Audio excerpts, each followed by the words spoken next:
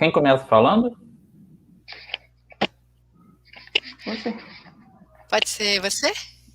Vamos lá. Então, boa tarde a todos e todas, a comunidade facediana, né? Docentes da Faculdade de Educação, estudantes do curso de Pedagogia, técnicos administrativos em Educação lotados na Faculdade de Educação, da UFJF. Nós estamos aqui na condição de comissão eleitoral para o processo seletivo, processo de eleição para a coordenação e vice-coordenação do curso de Pedagogia na modalidade presencial para o triênio 2021-2024. Então, desse lugar, né, ocupamos Olga e eu a condição de docentes, a Reisla como representante dos estudantes e o técnico Ronaldo como representante dos técnicos administrativos. Nos cumpre informar nesse momento que, diferentemente do que consta no edital, a eleição vai ocorrer a partir das 6 da manhã de amanhã, e não da 0 hora de hoje, em função de questões técnicas da plataforma, que é o SIGA que nós vamos utilizar. Então, todos que fazem parte, né, da comunidade facediana com direito a voto poderão entrar pelo SIGA, o seu SIGA, né, com a sua senha, seu login, e votarem nesse processo de eleição para coordenação e vice-coordenação do curso de Pedagogia. Então, esse período da eleição vai das 6 da manhã do dia 18 e vai até às 23 horas do dia 20. E no dia 21, nós faremos a divulgação do resultado. Esse processo de eleição, ele está ocorrendo para o triênio 2021-2024. Ele conta, nesse momento, com uma chapa inscrita, que é a chapa no qual a professora Jerusa Volpe ocupa a condição de candidata a coordenadora e a professora Elita a condição de candidata a vice-coordenadora, a professora Elita Martins.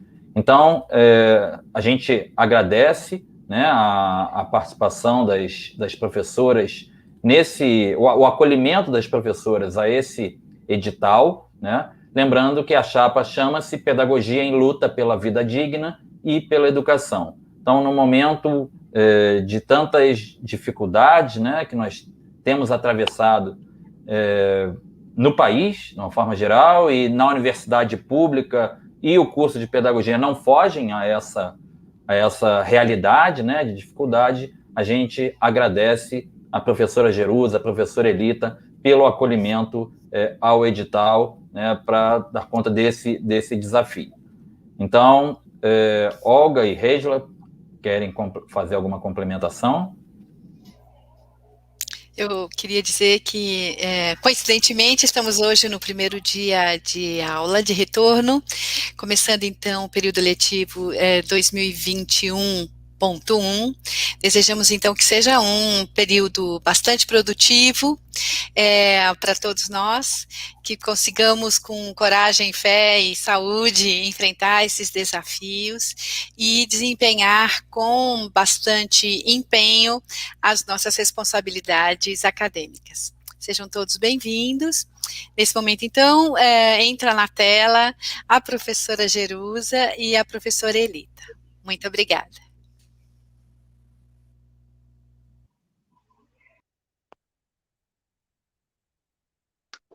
Boa tarde a todos e todas, né? Eu gostaria de cumprimentar em meu nome da Elita e agradecer a participação dos licenciandos e licenciandas em pedagogia nessa transmissão, aos técnicos e técnicas administrativos que estiverem presentes e aos colegas professores e professoras da Faculdade de Educação da Universidade de Juiz de Fora. E cumprimento também os nossos anfitriões aí, professor Marcos, professora Olga e a aluna do curso, a Reisla, né? Participante do diretório acadêmico da pedagogia e tem sido muito atuante sempre no curso. Inicialmente, registrar também a nossa solidariedade aos familiares e amigos das mais de 436 mil vidas que foram ceifadas num tempo tão exíguo.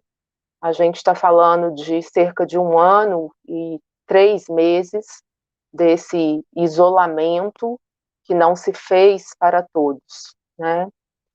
Esse número, se a gente considera esse período e olhando, né, para as perspectivas lá de março, quando fomos surpreendidas pela interrupção das atividades acadêmicas e por tudo que se seguiu, é um contexto distópico, cruel e, sobretudo, antiético, especialmente num país que é um dos líderes mundiais em pesquisas no que se referem à imunização, né? Nós somos um país sempre citado como exemplo no seu critério e na sua proposição de calendário de vacinação pública, e também que conta com um sistema único de saúde.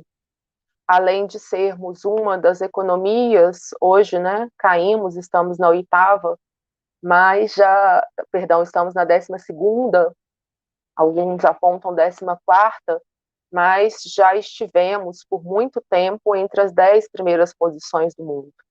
Então, tudo isso é muito triste, digno de registro do descompromisso com a vida que nós temos vivido.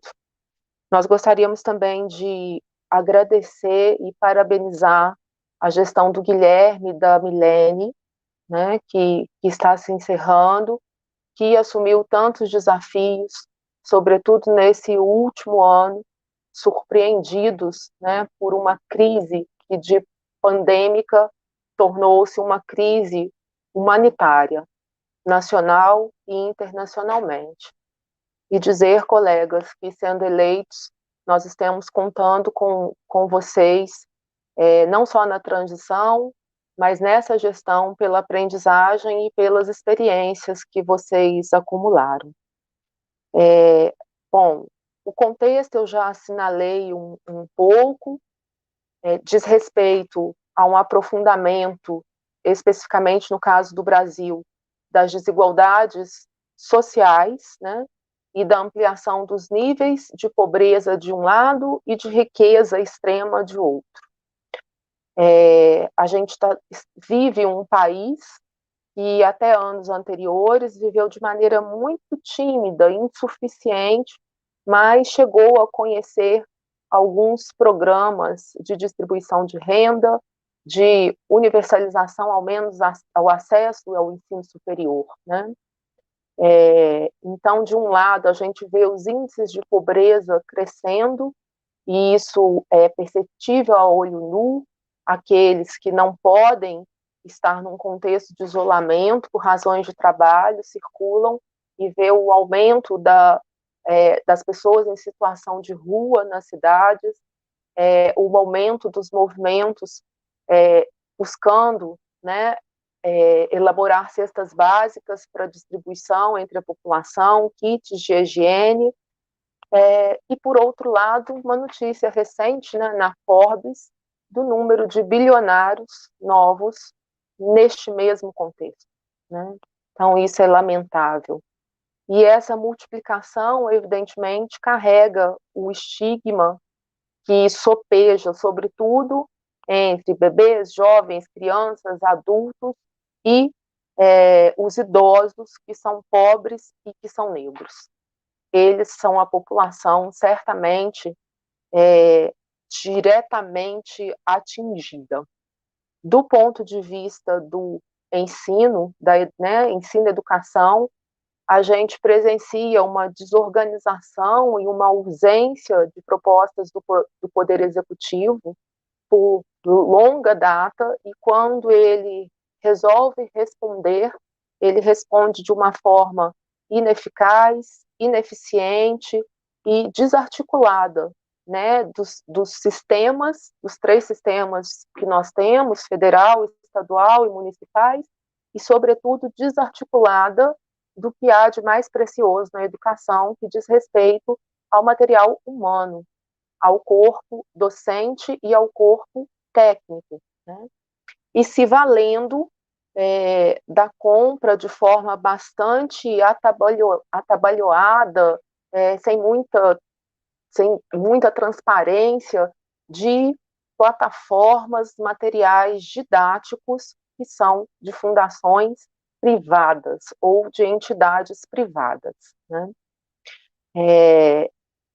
E valendo-se de uma tecnologia extremamente restrita ao conjunto de alunos da educação básica pública e mesmo aos professores, né?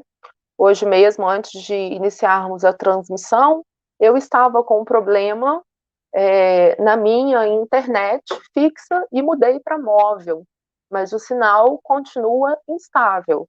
Nós somos um país cuja tecnologia digital não avançou, não houve investimento, né? Então, muita coisa precisa ser problematizada e, lamentavelmente, nós somos a bola da vez.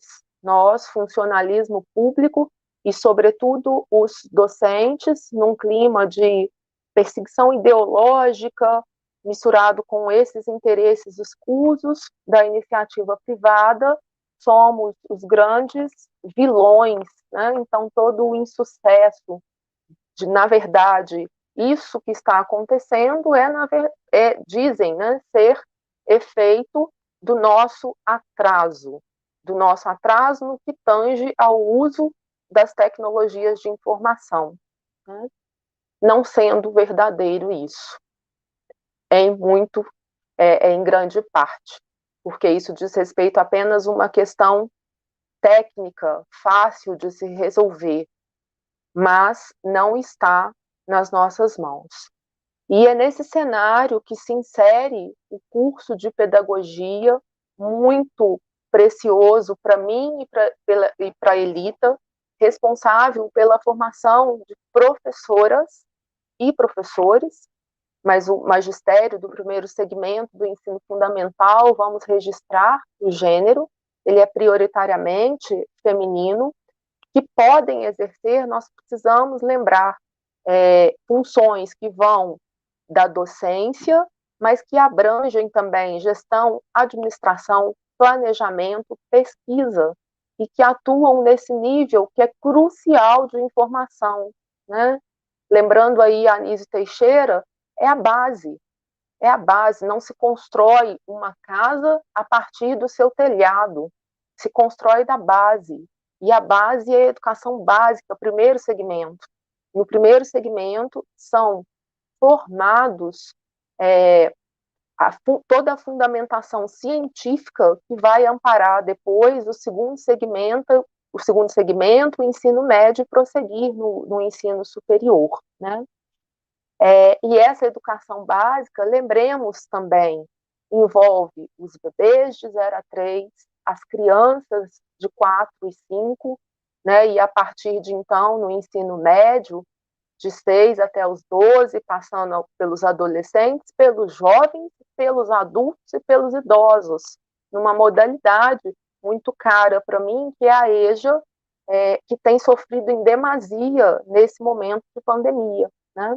A gente diz de um país em que se universalizou, já no final da década de 90, o acesso à educação básica para uma idade, uma faixa etária muito restrita, mas com gravíssimos problemas da conclusão desse nível básico.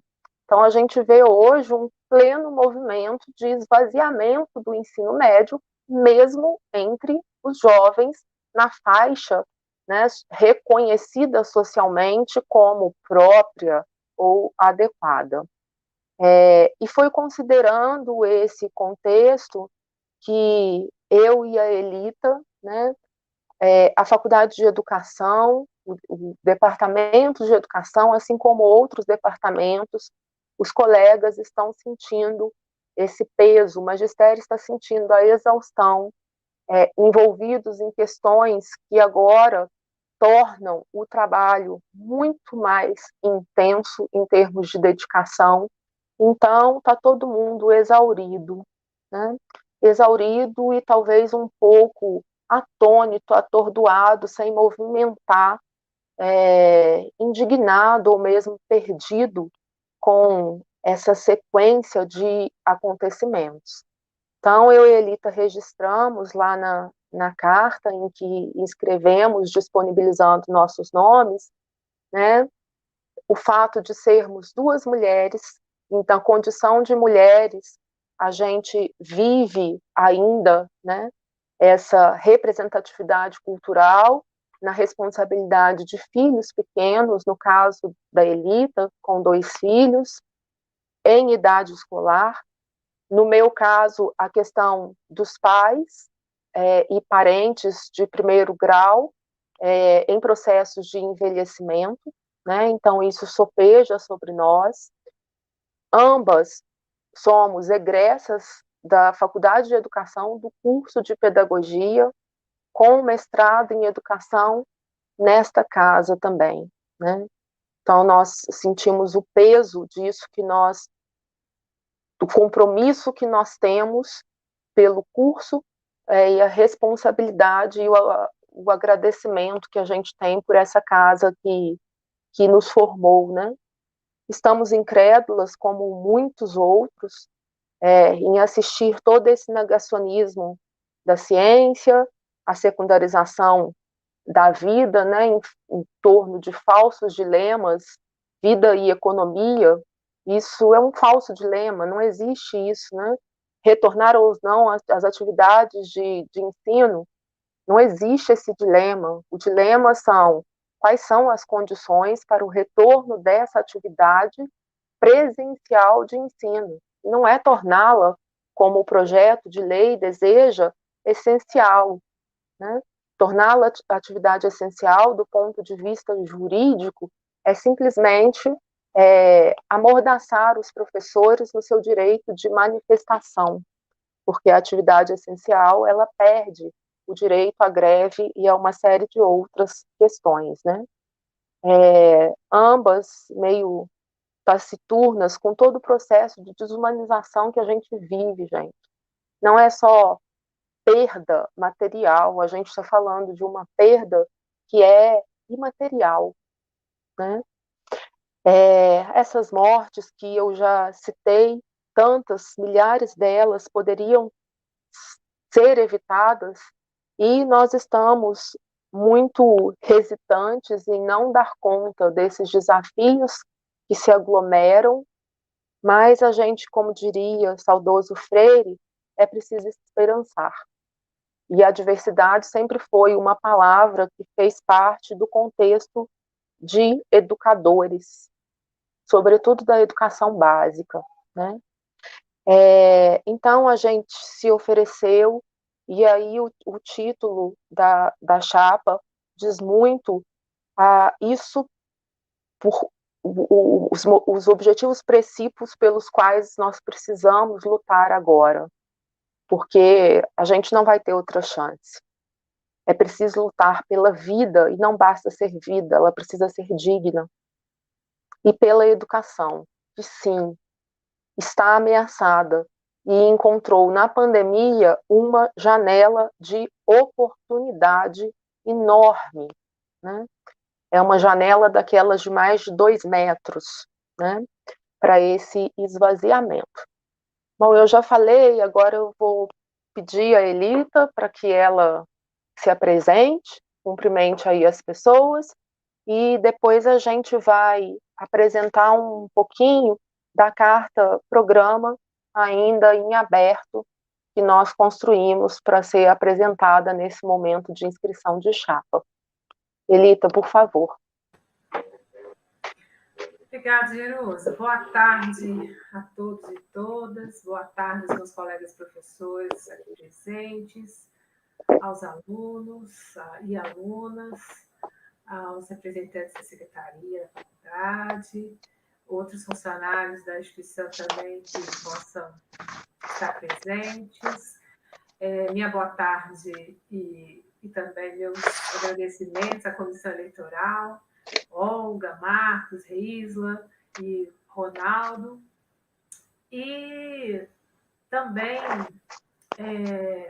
os meus agradecimentos ao Guilherme e à Milene por esse tempo que se dedicaram à frente da coordenação do curso de pedagogia, tarefa que é bastante árdua, né? Bem trabalhosa, tentar acompanhar a vida dos alunos, tentar auxiliar a vida dos alunos nas questões pedagógicas, coordenar professores, né? Isso requer muita disposição. E como bem disse Jerusa, né, eles ainda tiveram que enfrentar esse contexto de pandemia, ensino remoto, que modificou a vida de todos.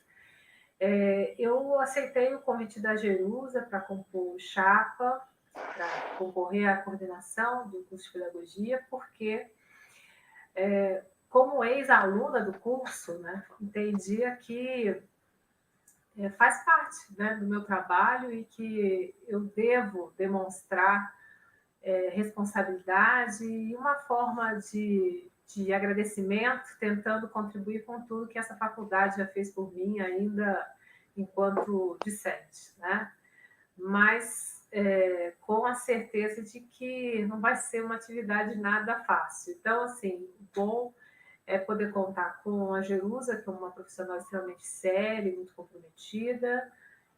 O bom é contar com o apoio dos colegas e dos alunos, né? Porque, como a Jerusa disse, nós vamos apresentar algumas das coisas que nós pensamos que seriam interessantes, mas, na verdade, a gente vai precisar ouvir as pessoas, né? Porque se a gente tivesse presencial, essa tarefa, não que ela fosse leve, mas ela poderia ser mais agradável, né? Porque você poder ouvir os outros, entender um pouco melhor o que as pessoas estão sentindo, as demandas, poder ir na secretaria lá da faculdade, conversar com o pessoal que lá trabalha, para eles ajudarem a gente a entender alguma situação que por acaso tenha ocorrido, era mais interessante do que nesse modelo de ensino remoto, né? E que a gente não se vê e que a conexão não ajuda, né? Ajudar a pensar as situações que podem, porventura, acontecer. Nesse ensino remoto, que acontece como uma forma de manter as aulas acontecendo durante a pandemia, mas que, ao mesmo tempo, acontece em uma situação onde a universidade tem profundos cortes financeiros, né? O que vai agravar em muitas condições nossas de trabalho, mesmo de forma remota.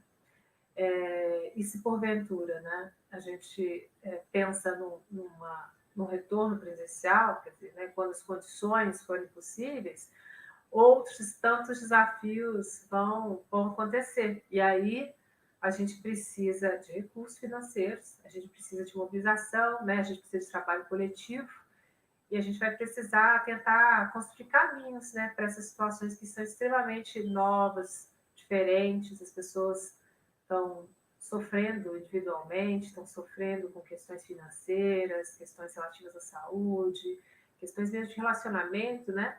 Isso tudo marca as relações interpessoais, e as relações interpessoais são extremamente necessárias numa faculdade de educação, né? Onde a gente está pensando educação, né?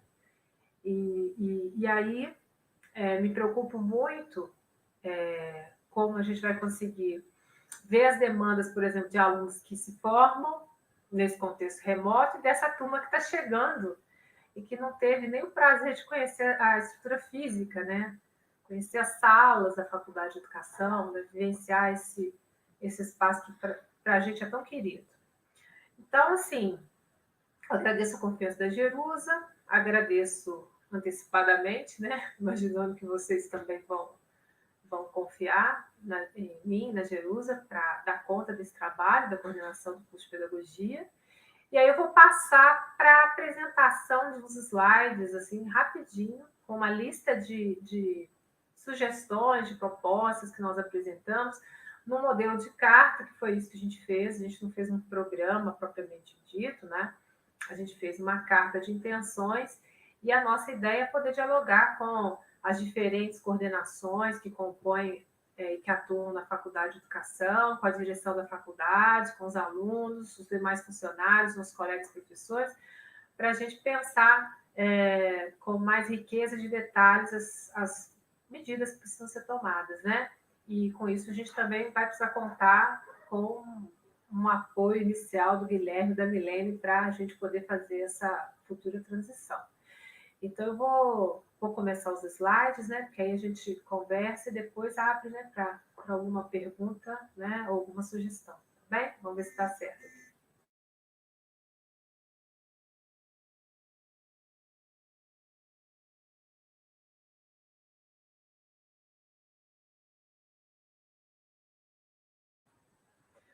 Pronto, estamos visualizando? Jerusa, você quer que eu vá lendo aqui as propostas e aí você comenta depois? Pode ser? Então, tá. Coordenação Pedagogia e Luta pela Vida Digna e pela Educação, 2021-2024, Jerusa Cristina Meireles Volpe, Elita Betânia de Andrade Martins. Objetivando contribuir para a articulação do curso de pedagogia de nossa instituição, fortalecendo os sentimentos de coletividade e acolhimento necessários neste período de pandemia, apresentamos aqui algumas de nossas propostas, reconhecendo serem o inédito viável, movidas pela esperança, mesmo com todos os pesares. Representar o curso de pedagogia nas instâncias do FJF requeridas, prosseguir ações das gestões anteriores em prol do fortalecimento e da visibilidade do curso de pedagogia na comunidade local, prosseguir com a política de acolhimento e inclusão de calouros do curso de pedagogia, com especial atenção às dificuldades e necessidades advindas do ensino remoto, levantar junto com as técnicas administrativas da Secretaria do curso, vida acadêmica dos discentes matriculados, e especialmente nos últimos períodos, para avaliar a possibilidade de sua integralização sem prejuízos acadêmicos. Com auxílio das técnicas administrativas e do núcleo docente estruturante do curso, estudar formas de recomposição das disciplinas por período decorrentes de represamentos durante o funcionamento do ensino remoto emergencial. Com auxílio das técnicas administrativas e do núcleo docente estruturante do curso, está repetido isso. Em conjunto com o diretório acadêmico e com a coordenação de articulação acadêmica, avaliar dificuldades advindas do ensino remoto emergencial e discutirmos formas possíveis de equacioná-las. Ainda em conjunto com a coordenação de articulação acadêmica e com o diretório acadêmico de pedagogia, construir ações formativas periódicas como Semana da Integração, Semana da Educação, rodas de conversa, cine-debates, sarais, etc., a fim de criar ambiente de acolhimento, mesmo valendo-se das tecnologias de informação e comunicação, enquanto tivermos de manter o isolamento decorrente da pandemia de Covid-19. Visibilizar eventos, atividades e produções acadêmicas mobilizadas pela comunidade acadêmica do curso de pedagogia, contando com o auxílio dos núcleos e grupos de estudo e pesquisas da Faculdade de Educação. Em conjunto com a coordenação de disciplinas pedagógicas da FACED, discutir possibilidades de envolvimentos curriculares da pedagogia com as demais licenciaturas, bem como realização de atividades comuns, a exemplo das anteriormente mencionadas. Em conjunto com a coordenação de estágios, debater, organizar e orientar a realização dos estágios obrigatórios e não obrigatórios no curso de pedagogia, destacadamente acerca das estratégias e resultados durante o período de ensino remoto. Enquanto vigorar o ensino remoto e correção do fluxo represado, propõe-se que as demandas de estágio passem a ser discutidas no conjunto do departamento. Junto à ideia de pedagogia, estudar e apresentar contribuições de protocolos de segurança para a retomada de atividades presenciais com segurança para todos, em contexto pós-acadêmico a serem levadas ao colegiado. Quando for possível, retomar questões relacionadas ao currículo e suas modificações conforme demandas legais e da comunidade acadêmica do curso de pedagogia. Jerusa, se quiser comentar.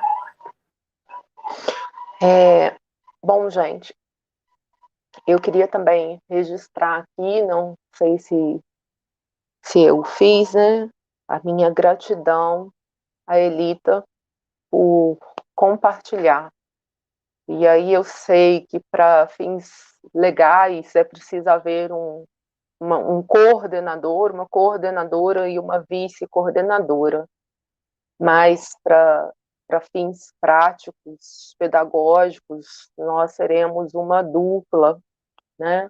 Atuaremos enquanto dupla, nos revezando, porque esses lugares, nós sempre defendemos isso, lugares de coordenação não podem ser lugares de uma pessoa isolada, porque são sempre demandas que precisam ser refletidas inicialmente por mais de uma cabeça, para depois serem debatidas com o coletivo. Então, muito obrigada, Elita. Deixo aqui o meu registro público, né? Com tudo que você vivencia, aí em fase de uma pesquisa, eu acho que muito reveladora das condições do magistério, de precarização do trabalho do magistério nesse momento e do adoecimento deste magistério de educação básica, né?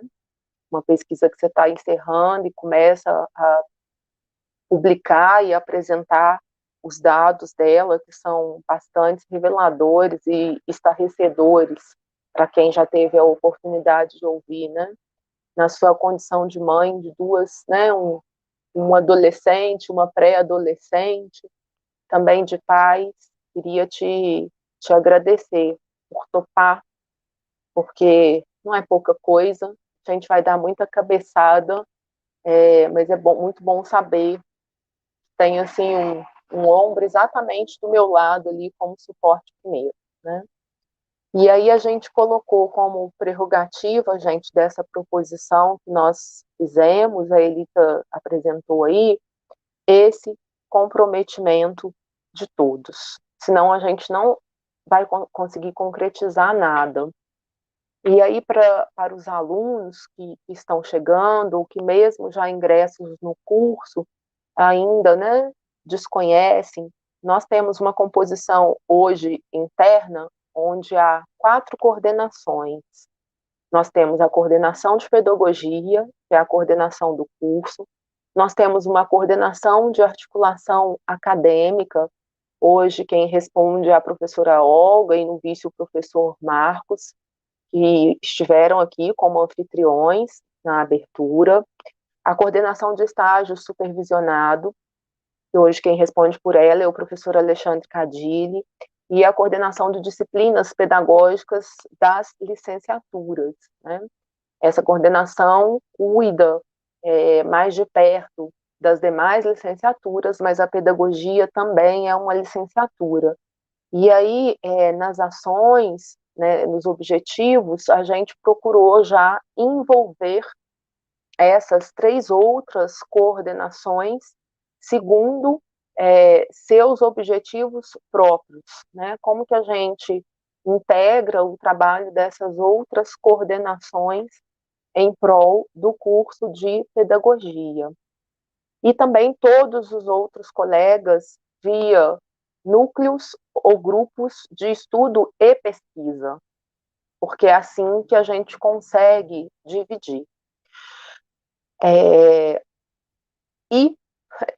Na condição assim, né, ímpar, o diretório acadêmico enquanto representação estudantil. A gente precisa ouvir o que o diretório, representando os alunos, tem a dizer sobre as demandas, né? É importantíssimo o envolvimento. A Elita, na sua passagem, enquanto graduanda, teve participação em diretório acadêmico. Eu tive participação em grupo de pesquisa, Elita também teve, mas a importância desse envolvimento estudantil nesse contexto, gente. Eu sempre tenho dito aos alunos que estão sob a minha orientação nas disciplinas ou em trabalhos de conclusão de curso, que é a geração de vocês que está para se formar, são os jovens, é a juventude que vai pagar um preço muito alto pelo conjunto de medidas que se desenrolaram num período muito curto de tempo, né? Então, a gente precisa se envolver, precisa lutar, porque não tem outra saída. Então, a sequência de reformulações que nós assistimos, desde a elevação da idade para a aposentadoria, né? Desde o congelamento dos gastos por 20 anos do teto de gastos com o público, barrando em grande medida a possibilidade de concurso, a precarização enorme. Hoje se usa um termo em política, em sociologia, né, a questão da uberização das profissões, o quanto que a gente vai cada vez mais nos tornando trabalhadores que temos vínculos cada vez mais frágeis com o nosso empregador, né? No discurso de que todo mundo deve ser empreendedor e autônomo, num país em que não se oferece estrutura para isso. Então, são vocês, graduandos, jovens, que indiretamente vão sofrer muito com todas essas questões. Então, a gente procurou, nesse plano, envolver as diversas coordenações, envolver vocês, e isso é uma apresentação para um início de debate, porque a gente não teve e não terá a pretensão de propor fórmulas mágicas, né? Ontem ou antes de ontem, eu já estava participando de um evento, no caso do curso de pedagogia, em função de diretrizes que foram reformuladas em 2019, em dezembro de 2019, e diretrizes que mexeram frontalmente em diretrizes de formação de professores de 2015, que faziam avançar o nosso estatuto, e aí as de 2019 fizeram recuar. Então, a gente já tem um abacaxi que explode, a data explodiria agora, mas o governo participou desse evento e já fez o acordo que vai postergar. Mas não se trata simplesmente de postergar, porque essas diretrizes são avessas ao que nós defendemos enquanto formação de professores, né? Elas são tão precárias, que o texto formal chega a admitir a possibilidade de se utilizar estagiário como mão de obra, né? Então, essa é a ordem. Então, a gente procurou listar algumas coisas aqui que já são propostas, mas tudo a gente precisa partir de um diagnóstico. E a Elita assinalou, eu reitero, essa questão de não presencialidade, isso, para mim, e para grande parte do corpo docente da FACED, é digno de adoecimento, porque isso esvazia os laços. A presencialidade para nós, educadores, diz muito. O corpo, né, a movimentação do corpo, do olho, tudo isso para nós é ato educativo e é um texto. E a gente perde, a gente não consegue encontrar as pessoas. O tempo, a sensação que nós temos é que ele vai se encolhendo, aí você fala assim, gente, eu preciso falar com fulano, ainda que não seja assunto de trabalho, porque trabalho, nós criamos um sem fim de grupos no WhatsApp, que dá 2 horas da manhã, se você não desliga o telefone, o grupo está gritando, né? Mas, para além disso, laços de fraternidade, de conversa, de projeção de ideias, de ideais, de reunião, gente, de calor humano. Isso é vital, né? eu venho estudando a questão da educação de jovens e adultos, cuja origem é a educação popular, e qual que foi, assim, um tiro, o que ceifou a educação popular a partir de 64? A possibilidade das pessoas não se reunirem. O que nós tivemos claramente, né, com a reforma do ensino superior, da década de 60, pós-ditadura empresarial militar. Nós tivemos a separação dos cursos na universidade. Então, a reunião de alunos de diferentes áreas, alunos que são de um curso de bacharelado e de um curso de licenciatura, isso é muito fértil, muito fértil. E aí é preciso essa união, esse envolvimento, né? Algo que nós vamos tentar a médio prazo, talvez não seja nem nessa gestão, é um maior relacionamento da pedagogia com outros cursos de licenciatura, né? A pedagogia tem uma formação que é ampla, mas ela se vale de múltiplas linguagens. E eu posso, durante o curso, me identificar com uma linguagem que talvez fale mais com a administração, talvez fale mais com as artes, talvez fale mais com as linguagens corporais, talvez converse mais com a linguagem dita científica das ciências mais duras, matemática, né, o lado da física, da química, biológica. Por que não? A universidade, como a Elita disse, tem hoje, a UFJF recentemente expandiu muito o seu campus e expandiu laboratórios no campus. Nós temos um centro de ciências, nós temos uma concha acústica. Tudo isso diz respeito ao educativo, gente.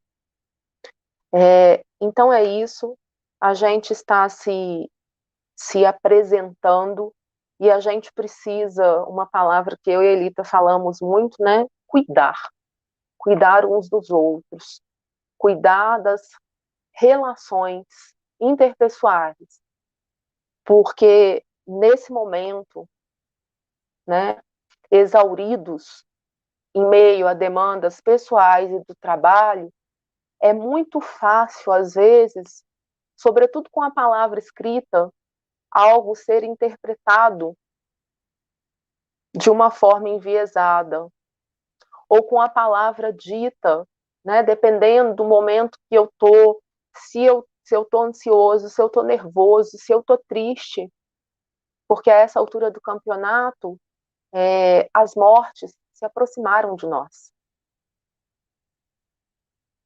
Então, todo mundo aqui já perdeu um amigo, gente, para essa loucura.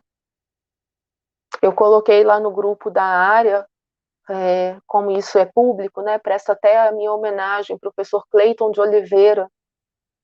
Fiquei sabendo ontem, foi há 3 ou 4 dias atrás, né? Ele é um professor que tem uma produção enorme na nossa área de política, de gestão, uma das pessoas mais polidas e generosas que eu já conheci. Eu tive a oportunidade, ele participou da minha banca e eu participei com ele de pesquisa enquanto estive no meu processo de doutoramento da Unicamp.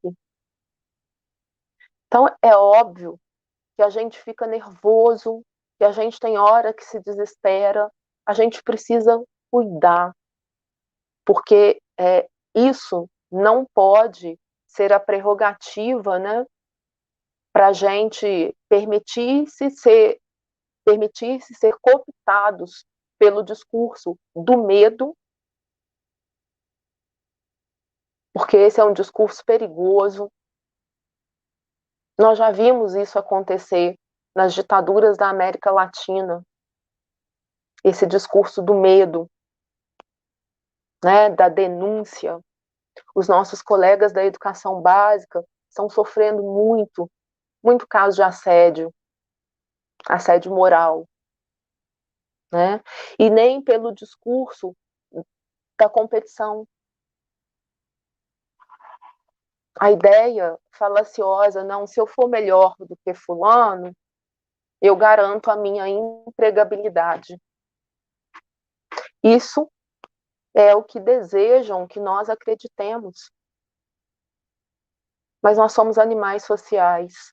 Nenhum de nós sobrevive sem outros. A gente está ligado. O nosso trabalho, sobretudo na educação, é um trabalho que é imaterial, mas ele tem uma base material que está sendo assegurada por outros, que são ainda menos valorizados do que nós. Né? Então é isso, a gente se apresenta e conta com vocês, porque é algo que precisa ser construído coletivamente nos próximos 3 anos, não nós somente nos próximos 3 anos, né? Na próxima década, porque o que a gente acumulou em alguns anos, a gente agora, para conseguir respirar, a gente vai levar pelo menos uma década para tentar reverter o quadro. E é isso, e agora, anfitriões, por favor, voltem, estejam conosco, eu não sei se vai ter pergunta, já me reservo o direito, se vocês me fizerem perguntas que eu não saiba responder, eu digo, né, eu sou de uma leitura Paulo Freireana, então eu sou a favor. Se o professor não sabe, ele diz, olha, eu não sei, preciso pensar ou preciso investigar, o que Paulo Freire chamava de humildade, a humildade da docência, tá? Mas estamos abertos aí para ouvir, quem quiser se manifestar. Elita, por favor, me ajude, a gente se alterna aqui, compartilhando, né, algumas ideias iniciais. Obrigada, gente. Elita, Perusa, eu queria dizer para vocês que no chat temos muitos colegas e estudantes agradecendo a iniciativa de vocês em se colocarem à disposição neste momento para a coordenação, bem como também agradecendo a Guilherme e Milena pelo seu triênio, que se encerra agora em junho. Eu, na verdade, gostaria de saber, e essa é uma opinião, uma pergunta minha, quando vocês estudaram na Faced, vamos tentar fazer uma retrospectiva, assim, naquele período em que vocês foram alunas, considerando o que temos hoje e considerando aí o projeto de vocês de trabalhar com o coletivo, estabelecendo articulação entre as coordenações, os estudantes, envolvendo as demais licenciaturas.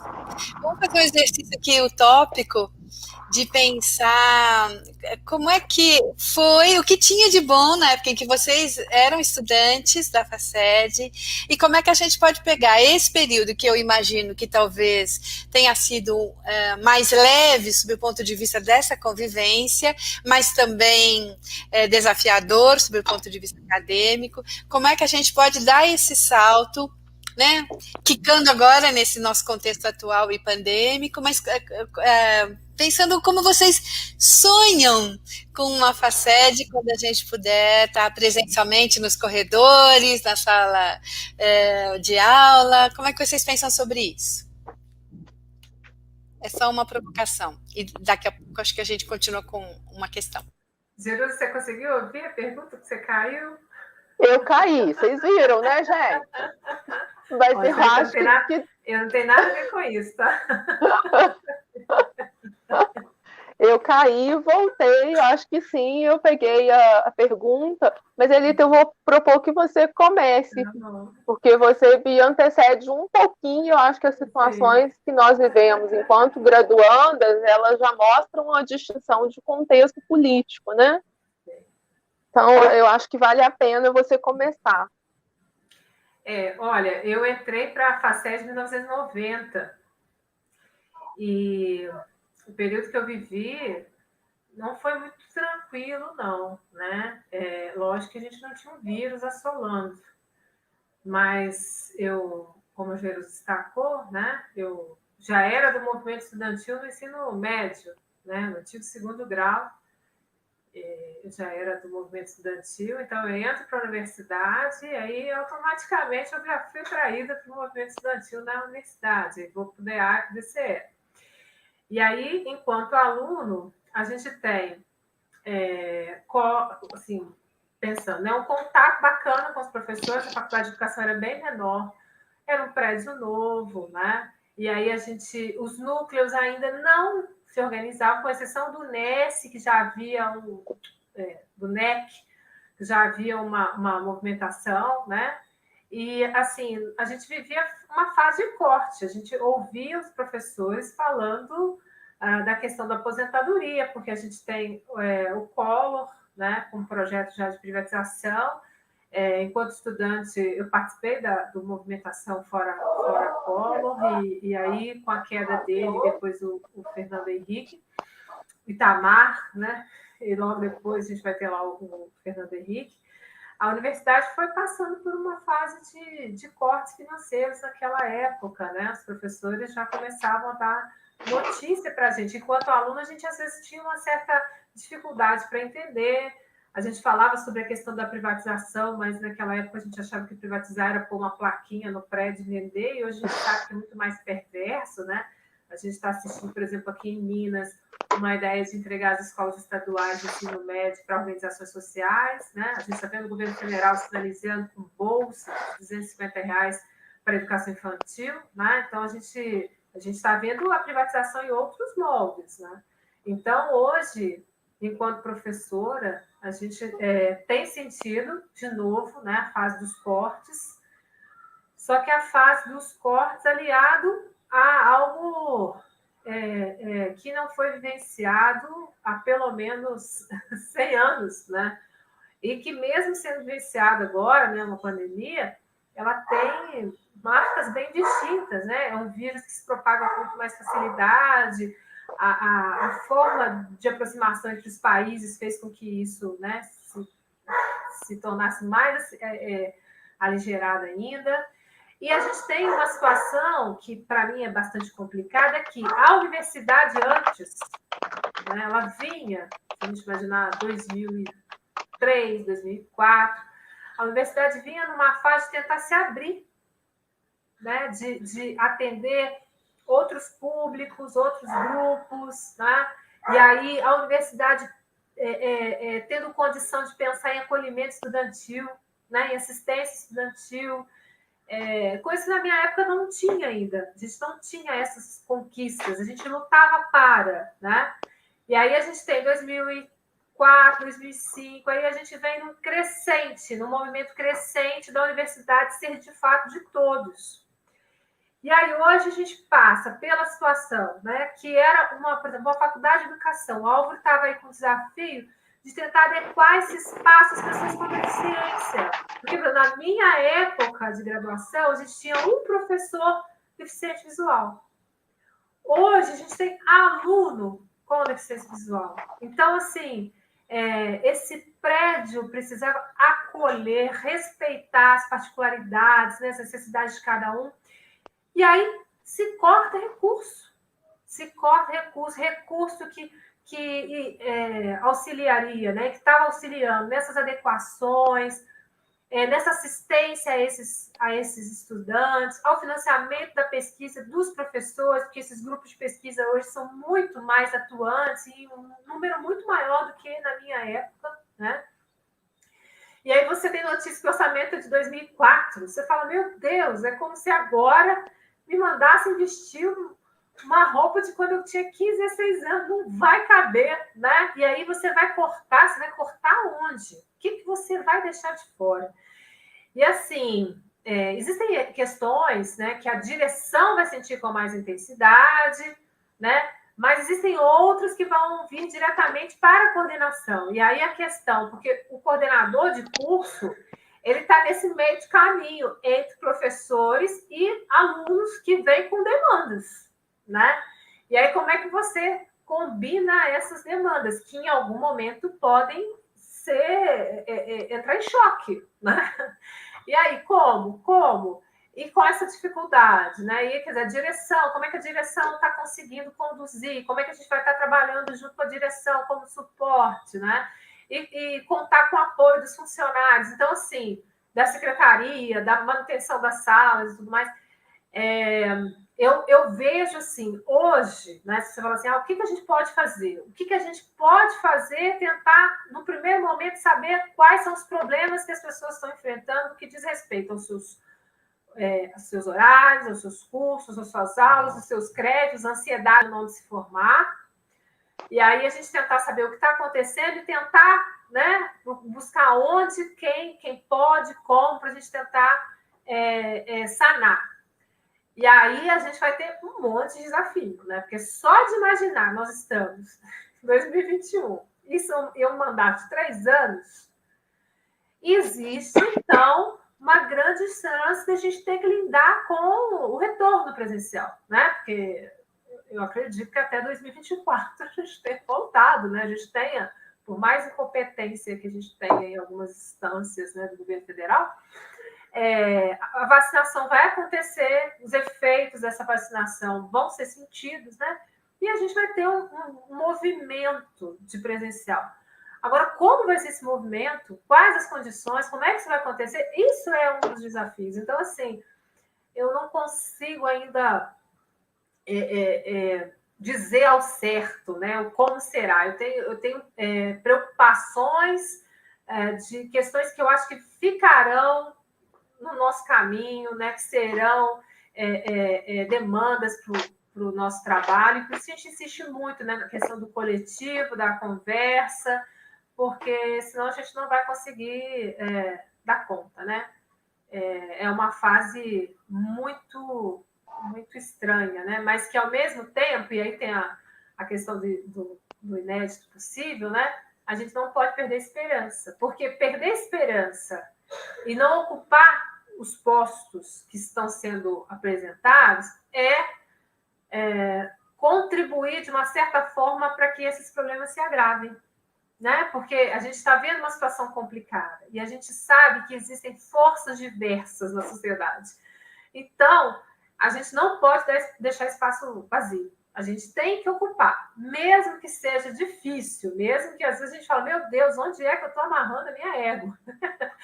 Mas a gente precisa, né? Só que aí não dá para ser sozinho. Então, assim, por mais que a gente tome a linha de frente, a gente precisa lembrar os colegas que uma dorinha só não faz verão, né? Que a gente precisa de trabalho coletivo, né? Jerusa, contigo. Tá? Você me chamou de mais velhinha, eu entendi? Para, você iniciou antes de mim. Só isso, eu podia ser, inclusive, mais velha.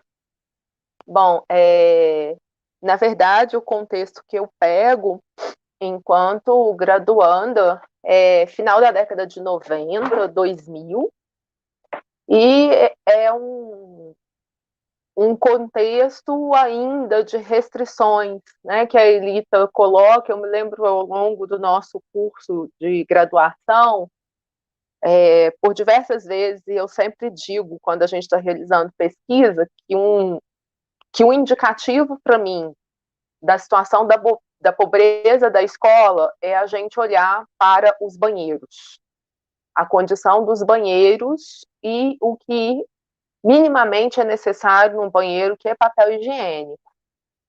Então, mesmo no final da década de 90, 2000, a gente vive ainda um contexto de restrição, uma faculdade de educação com poucos professores, e não raro a gente brincava, né, que faltava água e papel higiênico no banheiro.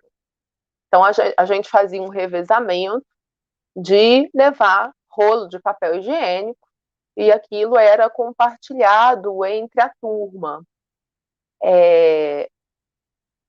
A faculdade era ainda pequena, mas diferentemente um pouco de hoje, naquele contexto, haviam, como a Elita identificou aqui, poucos grupos de pesquisa e núcleos.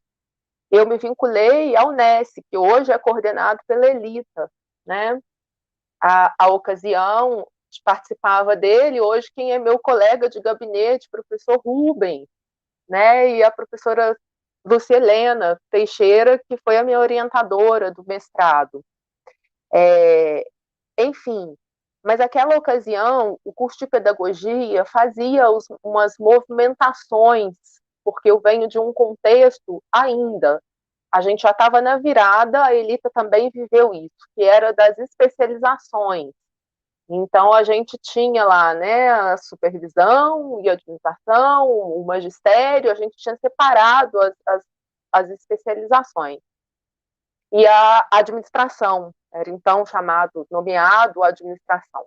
Supervisão e coordenação, administração, magistério. A gente veio desse contexto de uma pedagogia das especializações.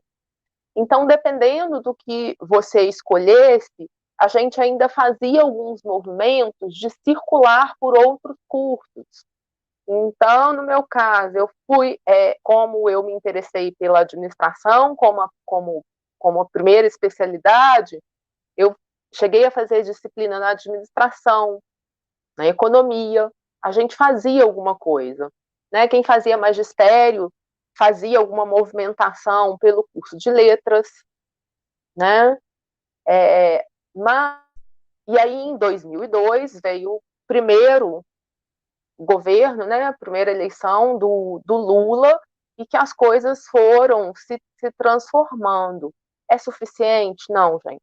Tudo que nós assistimos é ainda muito insuficiente, mas é notório que nós vimos a universidade mudar de cara, literalmente, porque ela se diversificou em termos de gênero, né?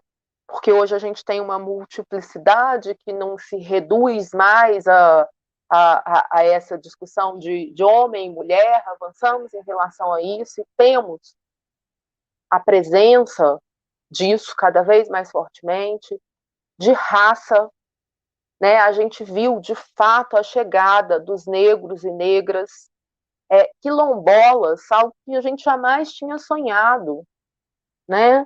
Aquelas pessoas oriundas de quilombos, com representatividade de quilombos. Na nossa região aqui não é muito comum a questão dos indígenas, mas em outras regiões a gente também viu esse grupo minoritário chegando à universidade. Então, a universidade, gente, as pessoas com diversas deficiências, então, física, auditiva, visual, como a Elita disse, eu também conheci o professor Beto, né, que era um professor com deficiência visual. Nós tínhamos uma disciplina, mas eu não tinha colega com deficiência. E aí a gente foi avançando, avançando. Hoje a gente tem o NAI, né, coordenada aí pela nossa colega Catiúcia, com a participação também da Milene, né, e todo o trabalho que o NAI vem realizando. Então, nós nunca, né, coisas que nós fomos conquistando, mas era um ambiente, a universidade, eu digo o seguinte, que na minha época era mais caseiro. As pessoas se conheciam e a universidade era meio que uma segunda casa nossa. No meu caso, especialmente, porque como eu sou da cidade vizinha de Santos Dumont, eu passava o dia na universidade e voltava, porque já no segundo ano eu me envolvi com um projeto que foi onde eu conheci a educação de adultos. Então eu vinha lecionar para uma turma de adultos e nem sabia o que era isso, o que representava, né? Não tinha nenhuma problematização ainda dessa minha condição precária de orientadora de aprendizagem, mas experiências que me engrandeceram muito, muito. E a gente viu, gente, eu entrei, né, como docente em 2010. Olga, me parece que você entra mais ou menos junto comigo, né? Não sei se foi você ou se foi Cristiane. A gente entra mais ou menos na mesma ocasião, eu não me recordo. E aí a gente viu, né, gente? De fato, prédios sendo erguidos, uma infraestrutura nova sendo erguida, uma estrutura nova não só do ponto de vista físico, mas uma estrutura nova, e foi de 2010 também, de quando eu entrei, né, para cá, que a faculdade de educação, o seu corpo docente foi recomposto e cresceu muito, né? Hoje nós somos mais de 60 docentes. O número de cursos também aumentou, né? A Olga, por exemplo, vem de um curso que, historicamente, é recém-criado, artes visuais, né? E quantos outros a gente teve na esteira? Então, a gente tem música, ciência da religião. A universidade se ampliou em termos de diversidade, tanto na sua oferta de formação, daquilo que ela faz no ensino e na pesquisa, que é a pós-graduação, e desse público que ela passou a receber. Antes a gente brincava o seguinte, é claro que nas licenciaturas isso é praxe, né? A gente sempre encontrava os fusquinhas nas licenciaturas, e aí subia um pouquinho, ia na medicina, estavam lá o Gol, o Honda, que na época eram os mais assim empoderados. E aí você vinha para as licenciaturas, eram sempre as Brasílias, os Fuscas, etc, etc. Então, assim, em termos de representação socioeconômica, ela mudou para abarcar um grupo que ainda está mais abaixo nessa desigualdade de renda, né? Então, a gente viu muito isso e a criação desses aparelhos de forma plenamente eficiente? Não. Né? Estão a todo vapor funcionando? Não. Mas agora a gente vive esse momento perturbador, porque além da restrição, o Ministério da Educação devolveu o recurso. A pasta deixou de gastar recurso que foi empenhado em plena pandemia. Quer dizer, num pleno momento em que as escolas, sobretudo de educação básica, estão numa condição de terem os seus prédios físicos em situação que, nesse momento, poderiam, por exemplo, estarem passando por reformas, o Ministério não executou dinheiro que ele tinha empenhado, ele devolveu. Né? Então, é isso que a gente precisa ficar atento, essa distância entre o que é discursado e o que é efetivado, né? O discurso eu falo de valorização, mas se eu tenho na rede os professores sendo achincalhados, e a gente vive uma situação que você fala assim, gente, agora eu estou conhecendo de uma outra forma as pessoas, e aí você vai avaliando se você deseja ou não ter contato com aquelas pessoas. Você fala assim, gente, não, mas aí agora eu não consigo mais me relacionar, né? Como que uma pessoa posta que professores estão há mais de um ano de férias remuneradas?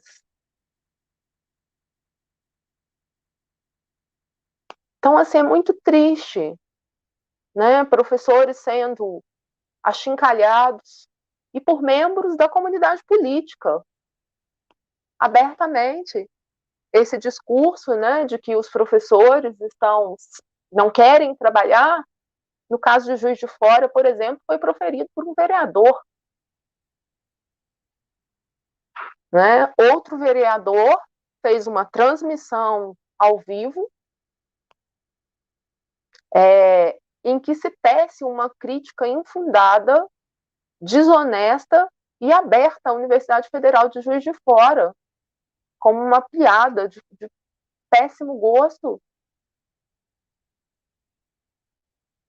Né? Então, assim, são muitas aflições. A Elita está falando e isso é muito certo, gente. A gente se propôs pela responsabilidade, pelo compromisso, mas é hora de nós nos unirmos. A gente pode continuar na direção da construção. E eu estou muito esperançosa que 2022 vem aí. E né, a gente já não está vendo mais aqueles 50% já se forem há muito tempo. Sim. Já se foram há muito tempo e a gente vai ter que fazer barulho. A gente vai ter que fazer mais barulho. Jerusa, a Reis ela tem uma questão para você. Uhum. Para vocês. Diga. Se você quiser direcionar para uma das duas professoras, também fique à vontade, viu, Reis? Então, vai ser para as duas mesmo. A minha pergunta dialoga muito com as duas que a Patrícia fez aqui no chat, então eu vou ler as da Patrícia e complementar com a minha. Ela pergunta primeiro quais serão as políticas de acolhimento às alunas com deficiência no ERE, apesar dos cortes que foram feitos.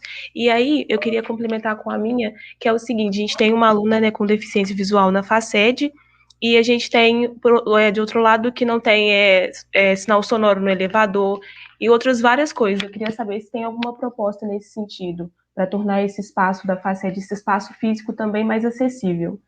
E a outra que a Patrícia pergunta e que dialoga com a minha também, é assim, como será a promoção das políticas de diversidade étnico-racial no curso de pedagogia? E aí eu queria complementar perguntando se vocês têm alguma proposta no sentido de colocar mais disciplinas obrigatórias que dialogam com gênero, raça, sexualidade, porque a gente tem só uma que dialoga com raça, assim, que é obrigatória, né, que é a do Juvan, e de gênero e sexualidade é da Daniela, né, que é Sociologia da Educação, que ela faz essa abordagem assim. Então, eu queria ver se vocês têm alguma proposta nesse sentido, ou até mesmo de pegar as disciplinas obrigatórias e sugerir, né, que elas dialoguem com essas outras temáticas. Acho que é isso, por enquanto. Uhum. Quer começar, Elita? Começa eu? Elita? Gente, caí? Não, Tô? não caiu não. Eu falei, você pode começar. Posso começar?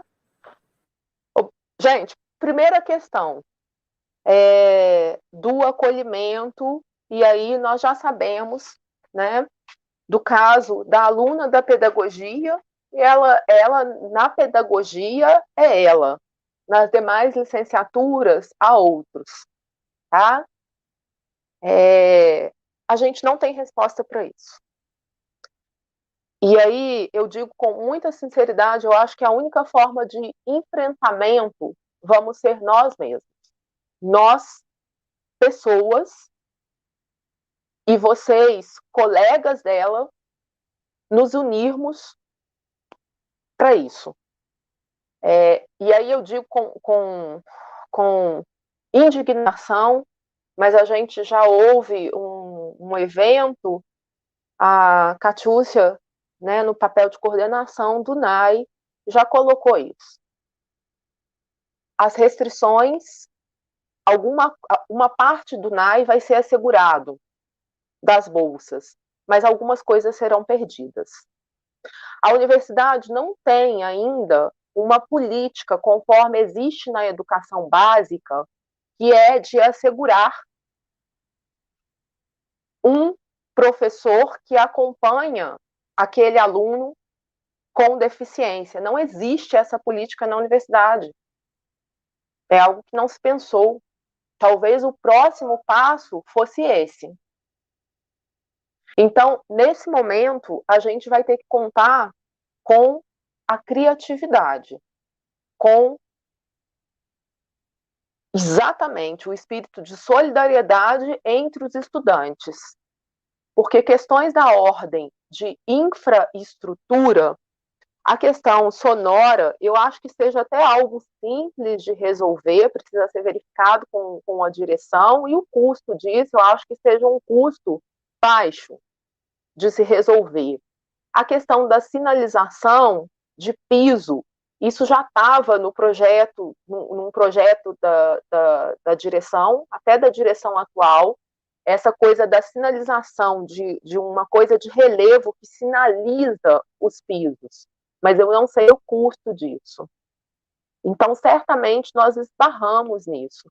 E do ponto de vista didático-pedagógico, eu acho que vai da união, de conversar com os professores que nesse período 2020, né, estarão lecionando ela estará cursando disciplinas deles, e a turma se movimentar e se solidarizar. E nós vamos ter que aprender. Eu digo para vocês, gente, eu fico sempre na função de aprender, porque eu ainda não sei de muitas coisas. A questão étnico-racial prossegue. Nós temos lá o Juvano, uma coordenação que prossegue, mas também com redução. E a gente precisa contar com essa coordenação. Agora, todos esses assuntos, nós havíamos começado, eu e Elita já fazíamos parte do núcleo docente estruturante da pedagogia. Em 2019, nós estávamos à volta com a discussão de uma nova proposta político-pedagógica de curso decorrente do plano institucional de formação de professores que a Universidade Federal de Juiz de Fora formulou, referenciada na resolução lá de 2015. E eu participei disso, porque na época estava na coordenação das disciplinas pedagógicas das licenciaturas, depois saí, e foi o momento em que os cursos passariam, então, a fazer seus projetos políticos pedagógicos de curso a partir dessa política institucional. Mas veio o fatídico março de 2020. Eu não sei se vocês se recordam, gente. Quando disseram assim, vamos interromper as aulas, eu sou uma, né? Eu brinco que a Rádio Corredor já deve ter manifestado. Eu sou fominha, aquela professora fominha de aula. Se eu posso estar presente com os alunos, eu vou estar presente. Brigo por estar presente, brigo por compromisso com horário. Sou muito encrenqueira mesmo em relação a isso. E eu me lembro que quando essa notícia veio, eu falei assim, como assim, gente? Vai parar por quê? A gente não sabe nem ainda o que é. Como assim, atividade suspensa, suspende? Porque foi tudo, a gente tinha... Eu me lembro, a gente tinha voltado, eu fiz às pressas um processo de seleção de bolsista, de uma bolsa de extensão, e simplesmente a determinação foi para e fecha. E a gente estava estavam chegando as primeiras informações sobre a China. E aí começou, né? Março, abril, nada. Aí, quando os números pegaram aquela cauda de cometa, é que a gente tomou aquele susto. Então, isso vinha sendo discutido, mas eu sempre digo o seguinte, currículo, gente, nunca vai estar bom. Nunca vai estar bom. Porque currículo é sempre aquela questão, você colocar uma coisa exige tirar outra. E essas questões, eu tenho cada vez mais acreditado nisso, que são questões que precisam perpassar as diferentes disciplinas. Que não adianta simplesmente disciplinarizar. Que a gente tem uma mesmo como referência. E há pessoas que se identificam com isso e podem querer buscar mais. Então, o currículo é sempre um cobertor curto, especialmente na pedagogia, porque senão nós vamos criar um curso que vai ser maior do que a medicina, um curso de 10 anos, para dar conta da ordem de responsabilidade que nós temos. Então, são questões que a gente ainda vai ter que debater. Nós começamos em 2019, já estávamos batendo muita cabeça, e aí digo para vocês, é uma disputa que vai sempre ser um cobertor curto e que historicamente vai mudar. Vai mudar em função da própria disponibilidade do corpo docente que nós temos. Jerusa, né? eu acho também que a gente precisa clarear os limites e as funções da coordenação, né? Porque, assim, quando você pensa no currículo de um curso, você tem que entender que esse currículo, ele primeiro tem que obedecer uma resolução, né, que é um instrumento legal, que diz o mínimo de carga horária que o curso deve ter, as áreas que esse curso deve contemplar, o aluno, depois que concluir o curso, ele deve apresentar tais e tais, né, competências, conhecimentos, habilidades e tudo mais. Isso é necessário até para quê? Lá na disciplina da educação brasileira, né, lembrando a questão da autorização, do reconhecimento do curso, então existem essas orientações. Então, você, enquanto coordenação, se chega a falar, não existe isso, você tem que estar seguindo aquela orientação legal. Além do mais, a gente tem a questão da universidade, que é a autonomia docente. Então, a partir dessas orientações legais e do princípio da autonomia da universidade, da autonomia docente, essas discussões são feitas no sentido de organizar esse currículo. Então, por exemplo, quando se percebe alguma demanda por parte das alunas, isso precisa ser discutido no coletivo, aí no NDE, né, nos outros coletivos da faculdade, para se pensar como elas podem ser atendidas, de que forma, por quê? Nenhum aluno também gostaria, né, que a carga horária do curso fosse ampliado.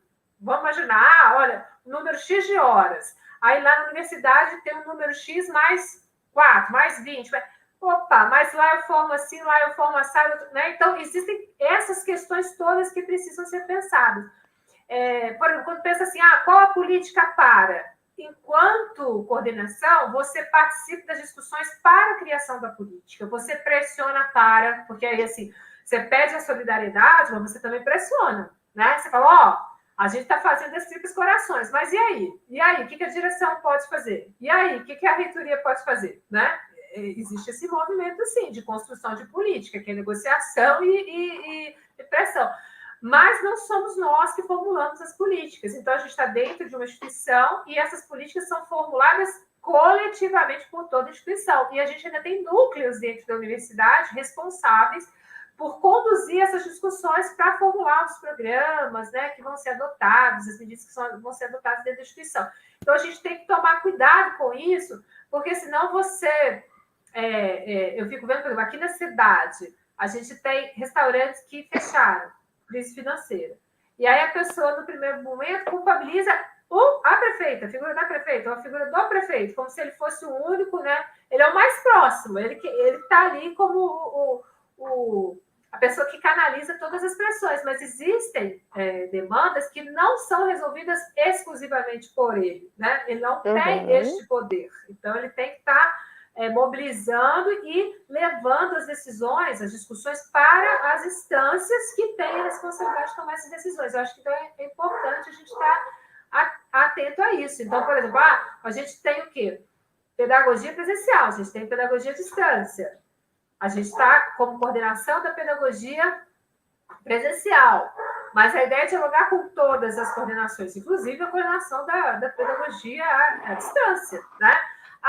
Isso implica em várias parcerias, mas dentro das orientações que o projeto de curso já estabelece, né? Então, você tem até a carga horária, se é possível, carga horária para aulas à distância, isso só acontece a partir do que está previsto no projeto. A gente tem que estar lá, não, o projeto não atende, é o que a Jerusa disse. A gente estava fazendo uma discussão para adequar a matriz curricular da pedagogia com base na resolução do MEC, do Conselho Nacional de Educação, orientando o que o curso de pedagogia deveria oferecer. No meio do caminho, acontece uma outra resolução, tentando colocar a questão da BNCC nessas diretrizes curriculares. E aí, todo o trabalho da universidade estava sendo feito obedecendo à resolução de 2015.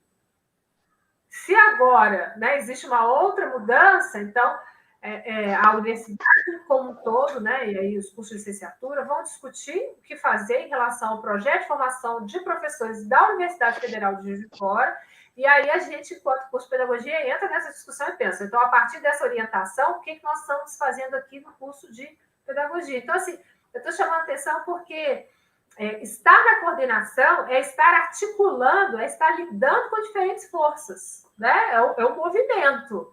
Então, a gente não pode falar assim, não é centralizar, né? A gente não tem essa competência, a gente não tem a função, a gente não tem esse poder. Mas a gente tem a função de articular, para fazer a roda girar. Porque também, se algum eixo solta, a gente compromete o movimento, né? Então, assim, eu acho que é importante clarear isso para os alunos que estão, às vezes, chegando e tal, porque às vezes a gente tem essa dificuldade, né? Algumas coisas também eu passei a observar melhor enquanto professora. Quando você está no movimento estudantil, você percebe algumas relações que, às vezes, dentro da sala de aula não é possível, né? Porque a gente vive num mundo político, e eu não estou falando partidário, né? Mas eu estou falando das relações.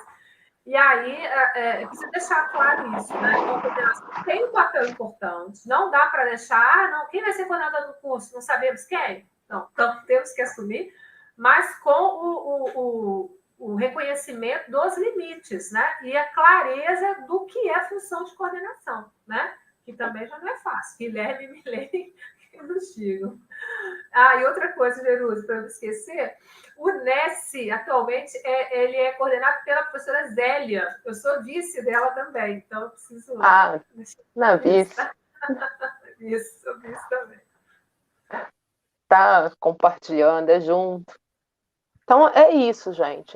Nós temos uma estrutura de autonomia universitária, mas essa autonomia se vincula, perfeito, é isso que a Elita disse, se vincula a um mecanismo jurídico-administrativo maior, que hoje é algo que a gente vai precisar discutir.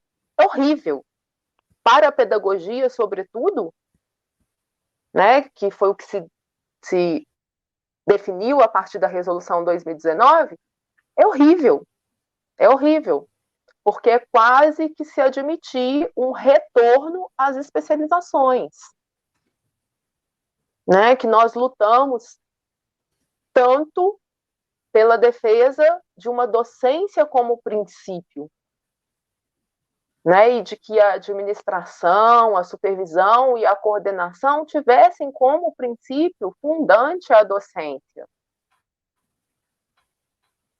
Então, assim, é horrível, e é isso que a Elita está propondo, né? A gente tem hoje, nessa estrutura, a figura relativamente recém-criada, né, do núcleo docente estruturante, mas ele não é deliberativo, né? Então, são muitas instâncias, e são muitos meandros. O mecanismo, ele é mais complexo do que pode parecer, né?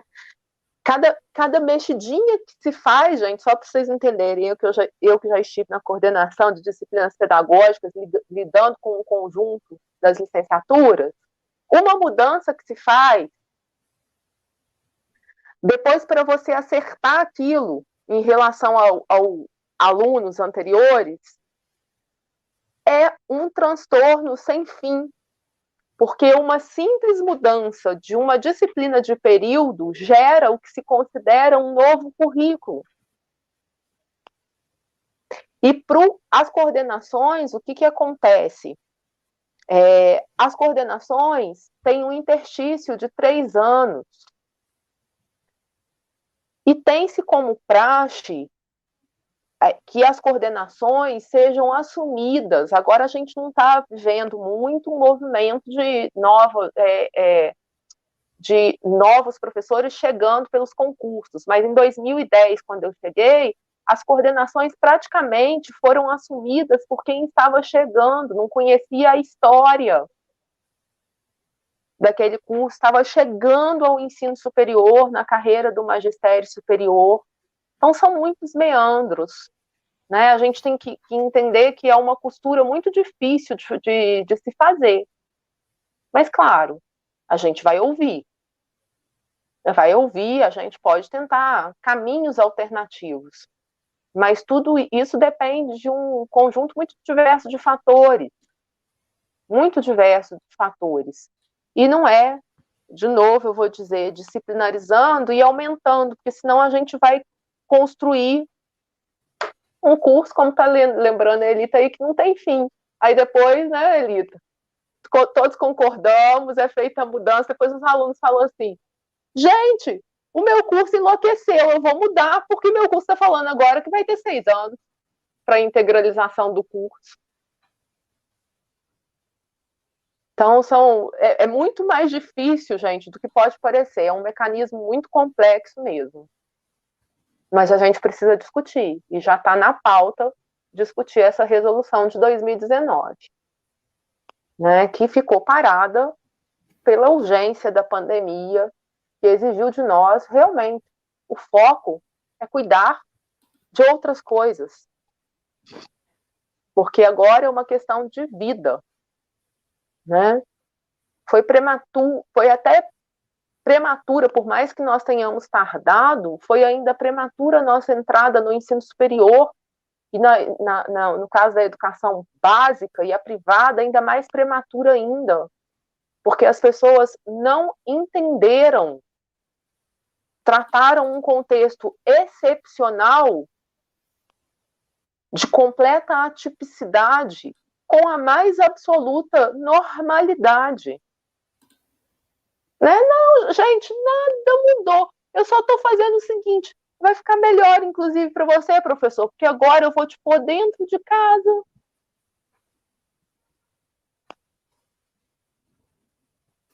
Né? Dentro de casa. Aí foi muito marcante para mim a pesquisa da Elita, que ela traz o relato de um professor que diz assim, o único local de descanso que eu tinha, que era o meu quarto, agora tornou-se também o meu local de trabalho. Não é isso, Elita? Mais ou menos nessa direção que ele fala?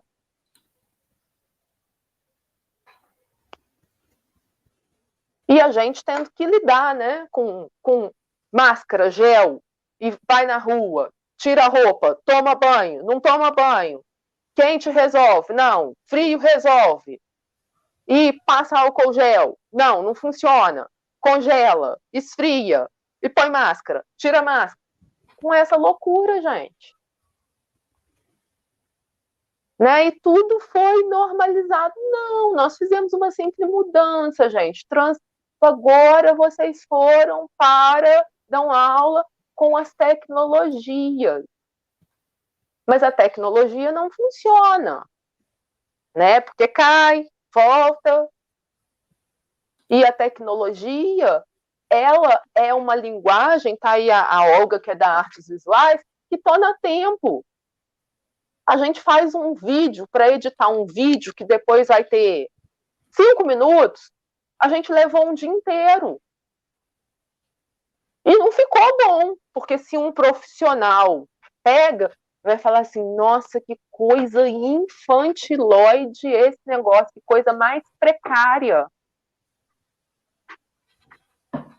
Mas qual é a realidade das nossas escolas? As nossas escolas não contam com laboratórios. Ah, vamos dar uma boa notícia, né? Faculdade de Educação agora tem um laboratório de informática com 12 computadores.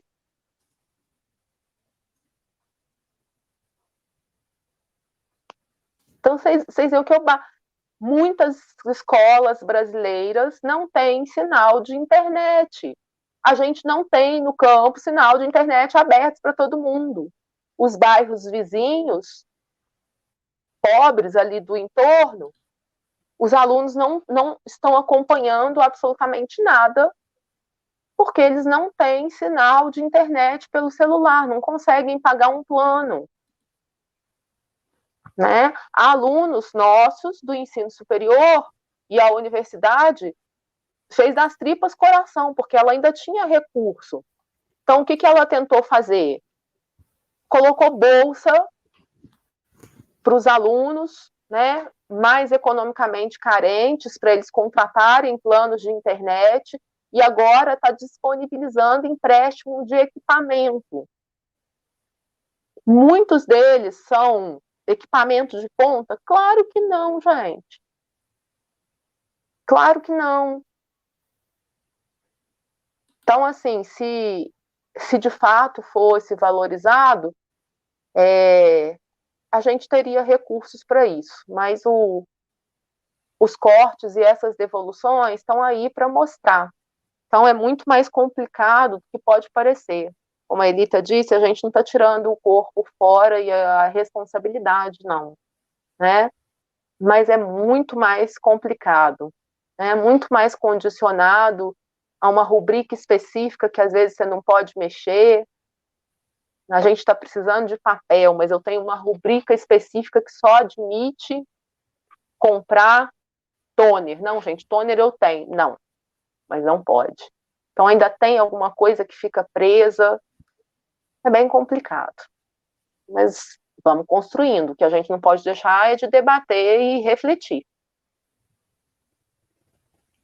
Então, agradecemos a professora Jerusa, a professora Elita pelas respostas, né? Tem outras perguntas que certamente o tempo não permite que a gente faça, mas certamente também, como foi falado por vocês, né, o diálogo vai se dar durante toda a gestão, né? Então, fica marcado, né, pelas falas das duas, a necessidade da permanência, né, do diálogo, e isso certamente vai ocorrer. Então, agradecemos mais uma vez pela acolhida ao edital, agradecemos a disponibilidade em conversar com a comunidade da FACED, e também aproveitamos para conclamar que todos e todas participem do processo seletivo, do processo eleitoral. Mesmo havendo apenas uma única chapa, é indispensável que a gente possa validar esse processo, né, que a gente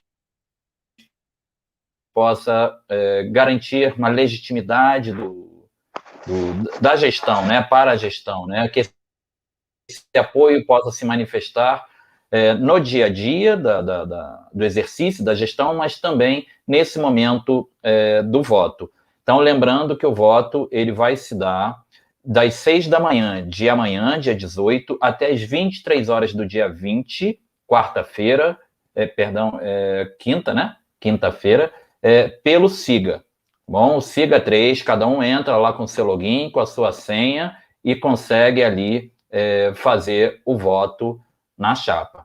Qualquer dúvida, vocês podem contactar a comissão eleitoral pelo e-mail articulacão, né? Articulacão, academica.divulga@gmail.com, tá? E está aberto, né, a partir das 6 horas da manhã, de amanhã, essa consulta, e no dia 21, né, a gente apresenta à comunidade da FACED, né, a totalização dos votos. Ok? Olga? Só queria reforçar, então, que todos os estudantes do curso de Pedagogia Presencial, todos os TAIs e todos os professores do nosso departamento são convidados a legitimarem a chapa a partir de amanhã no processo eleitoral que vai acontecer no SIGA de cada um de vocês. Bom? Muito obrigada, Elita, Jerusa, Reisla, Ronaldo e Marcos, por estarem aqui conosco, por participarem desse processo, e vamos em frente. Começar, então, esse período com todos esses desafios, com todos esses entraves, mas também com a esperança, como vocês disseram, com o inédito possível. Vamos lá.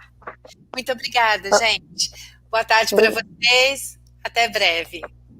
Obrigada a vocês, gente. Um bom início de período a todos, né? Alguns já começaram pela manhã, alguns já estão à tarde, eu estarei à noite, e é isso, muita saúde, e eu sempre digo paz na consciência, e vamos em frente construindo. Um abraço fraterno em todo mundo. Tchauzinho, até mais. Obrigada.